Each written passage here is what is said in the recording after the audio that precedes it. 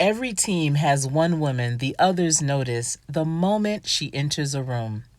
The one who never looks rattled. The one who always seems to know how to carry the weight of this life without letting it show. On this team, that woman is Naomi Carter. Wife, mother, role model. The woman younger wives watch closely, hoping she might show them how to survive a life built on pressure, travel, ego, and appearances. To them, Naomi has it all figured out. But the truth about women like Naomi is that they often learn how to look steady even when life is not safe. She has been married for 8 years, has 3 children. She built a home, protected a name, and gave her husband the kind of family most men only talk about wanting. But behind the image everyone admires, something has shifted, and Naomi can feel it. Naomi Carter is the kind of woman people describe before they even know her. Beautiful, composed, mature, untouchable. A light skinned black woman with natural blonde hair and striking blue eyes. Naomi has always drawn attention before she ever had to ask for it. But what truly set her apart was never just how she looked, it was the way she carried herself, like beauty was the least interesting thing about her. Naomi, how do you make all of this look so easy? Asked one of the younger wives. Smiling, Naomi said, "You learn what matters. Then you stop performing for everything else." It sounds like confidence. Maybe it is, but it is also experience. Naomi has spent years mastering the difference between what people can see and what they are never allowed to. At home, Naomi is even more impressive. A son who is 7, a daughter who is 5, and a baby still small enough to need almost everything. She runs the house with quiet precision, not because she is trying to be perfect, but because if she lets things slip, everything else might slip with it. There are women who become wives just to say they're married and for the title. Naomi is more than a title. She is the structure that holds their whole life together. He noticed Naomi before he really knew her. She was older by 3 years, already carrying herself with a confidence he had not grown into yet. She was stunning, yes, the kind of woman men remembered. But Naomi also had substance, intelligence, and a steadiness that made her feel bigger than the room she was standing in. By the time he was drafted, Naomi looked like the life he wanted: elegant, beautiful, solid, the kind of woman who seemed made for the future he believed he was entering. Then life sped up: a pregnancy, a wedding, a family beginning before either one had fully paused to ask what kind of marriage they were actually building.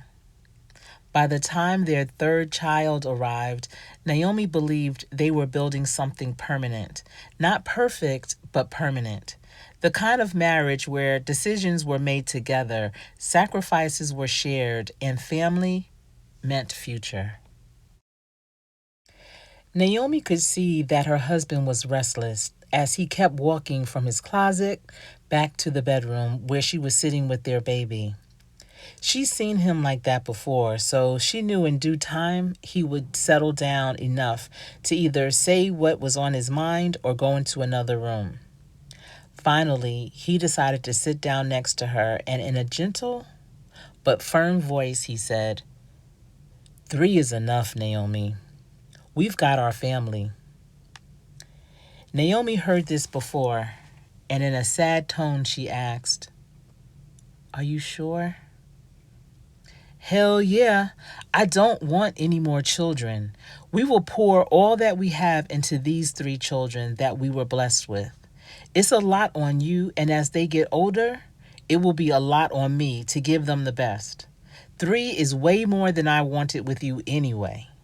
You're going to have to do something. I'm still playing ball, and I have enough things that I have to recover from than to try to get a vasectomy now." That part of more than he wanted with her anyway did not go unnoticed to Naomi, but she nodded and recalled how angry his initial response was when he first found out she was pregnant with their first child, which then led them to their engagement. That lonely feeling never fully left her, but as time went on and she could see how much he loved the children, it helped dim the pain. So, Naomi did something many women only do when they feel safe. She trusted his certainty. She believed they were closing that chapter together. At the time, it felt like commitment, a permanent choice built on a permanent promise. She had no reason then to imagine that one day she might remember that decision to permanently end her ability to have more children as the most selfish thing her husband could have ever expected her to do.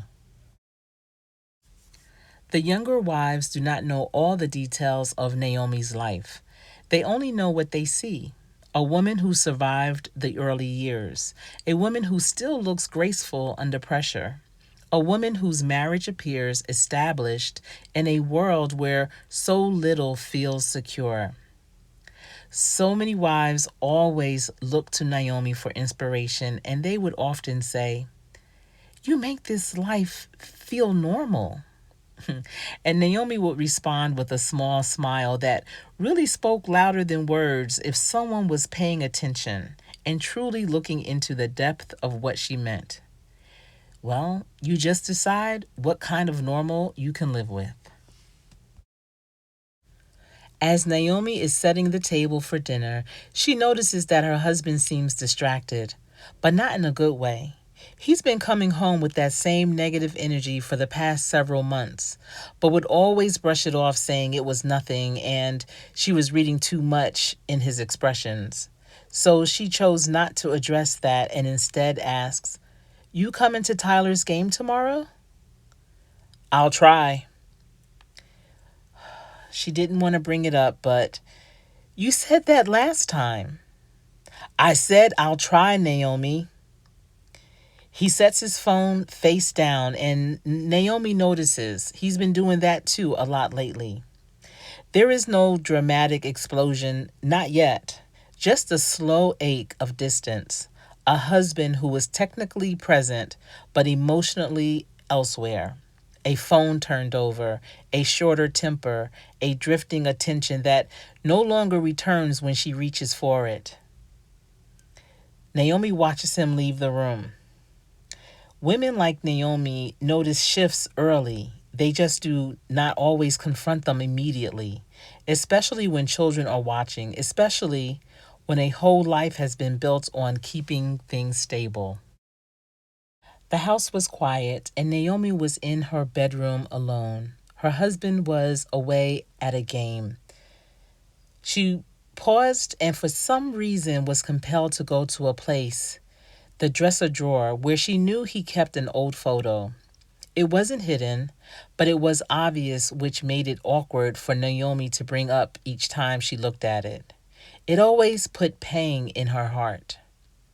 Before Naomi, there was another kind of love in his life.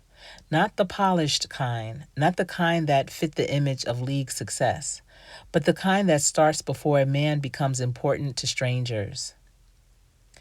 A college sweetheart, a woman from before the spotlight.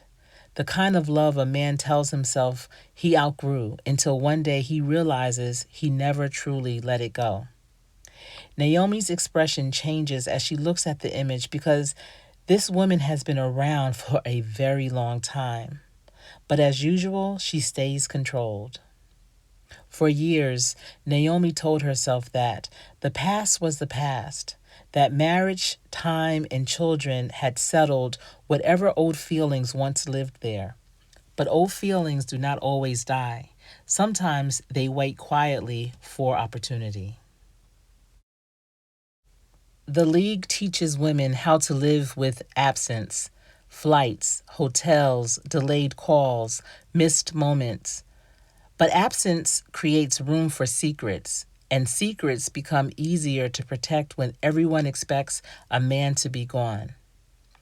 Naomi started to see late night notifications, no full explanation yet, just a name or initials she recognizes.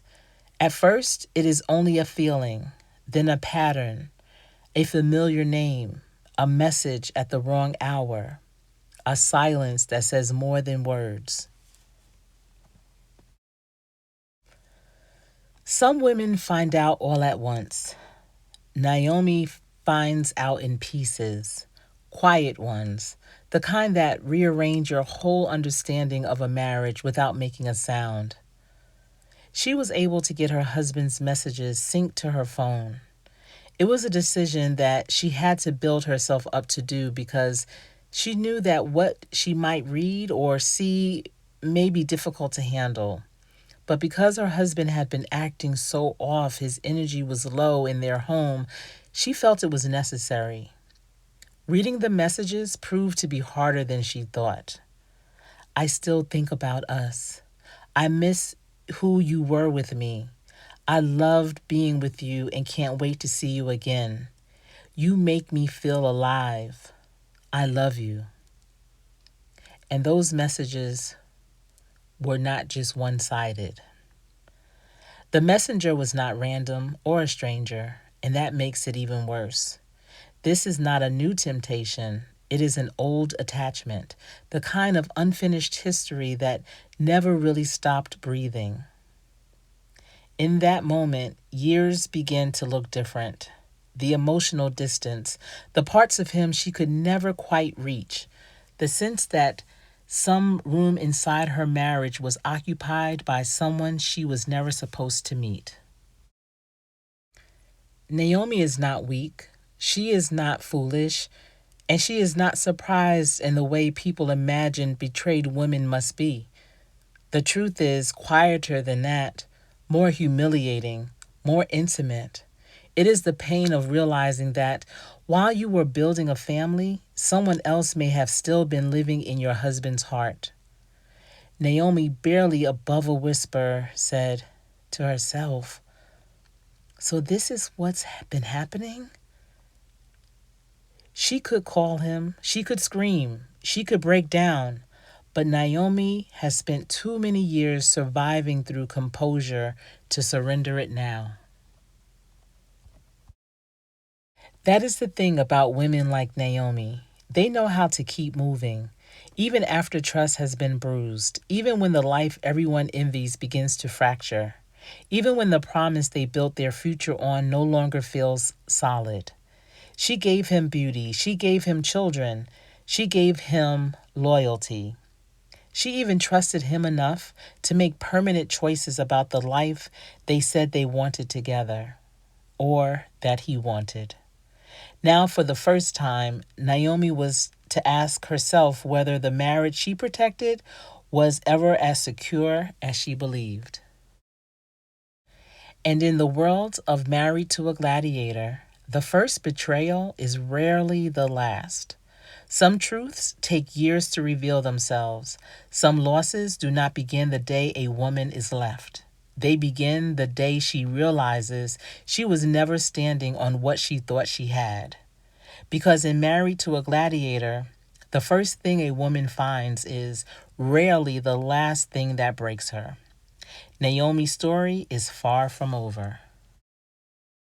If this story spoke to you, if you've ever loved someone whose life is lived under the lights while your struggles stay in the shadows, know that you're not alone and your story matters too. To hear more stories from women loving, living with, and sometimes walking away from their gladiators, make sure you follow the show and share this episode with someone who needs it. This has been Married to a Gladiator, where we honor the hearts behind the helmets and the women who choose themselves without choosing against love. Until next time, keep writing your own playbook.